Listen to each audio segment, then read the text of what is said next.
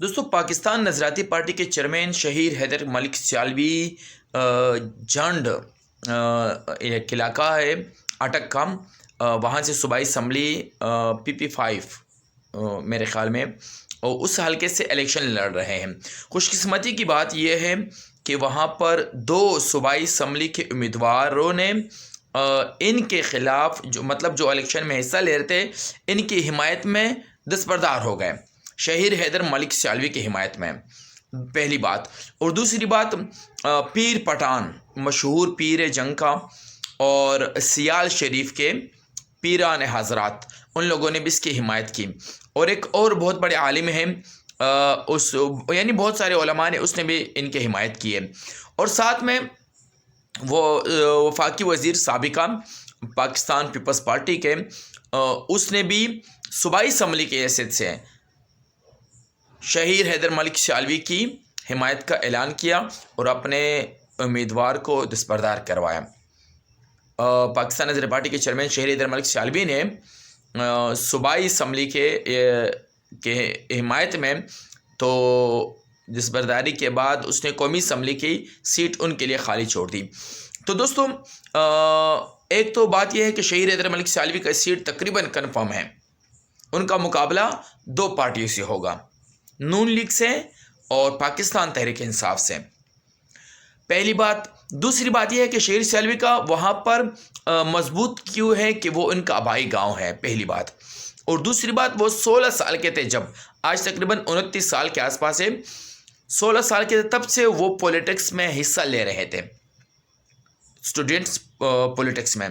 پھر اس کے بعد اس نے وہاں پر زندگی گزاری اور ان کا خاندان ایک قبیلہ ہے اور وہاں پر بہت سارے کام کیے، آواز اٹھائی۔ اور تیسری بات یہ ہے دوستو کہ کامیابی اس لیے ہے کہ وہ نوجوان قیادت کو اوپر لے کر آ رہا ہے۔ پاکستان نظریاتی پارٹی کی جو نوجوان قیادت ہے، پورے ملک میں الیکشن لڑ رہے ہیں۔ میں ان کے متعلق اس لیے پسند کرتا ہوں کہ ان لوگوں نے ایک مزدور کو بھی ٹکٹ دی ہے، ان لوگوں نے ایک ایسے شخص کو بھی میدان میں اتارا ہے، نواب شاہ میں ایک زرداری کے مقابلے میں ایک عام انسان کو مقابلے کے لیے اتارا ہے،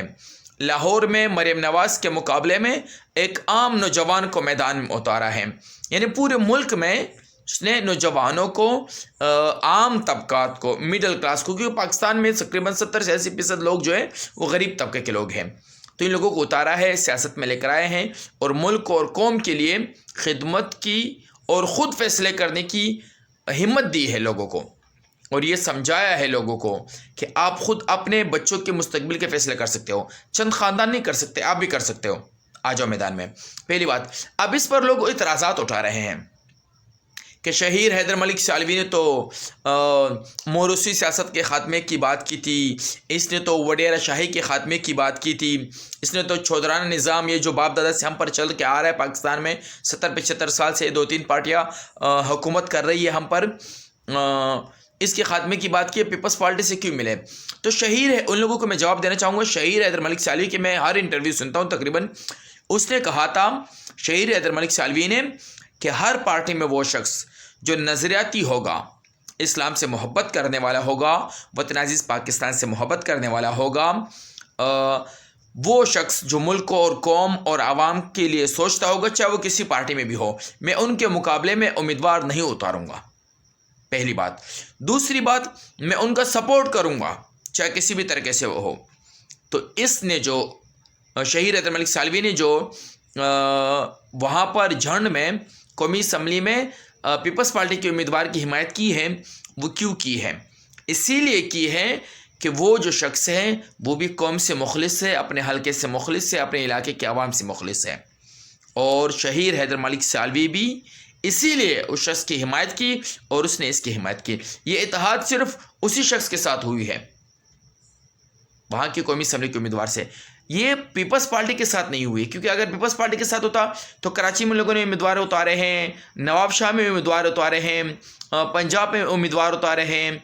خیبر پختونخوا میں امیدوار اتارے ہیں، بلوچستان میں اتارے ہیں، تو پیپلز پارٹی تو پورے ملک میں ہے۔ دوستو، امید کرتا ہوں کہ آپ کو جواب مل گیا ہو، اور شہید حیدر ملک سیالوی کے متعلق آپ لوگ کیا رہے ہیں اپنی رائے کمنٹس میں ضرور شامل کریں۔ ہاں، ان کے متعلق اور ان کا مشہور آپ لوگ ایک مرتبہ ضرور جانیے۔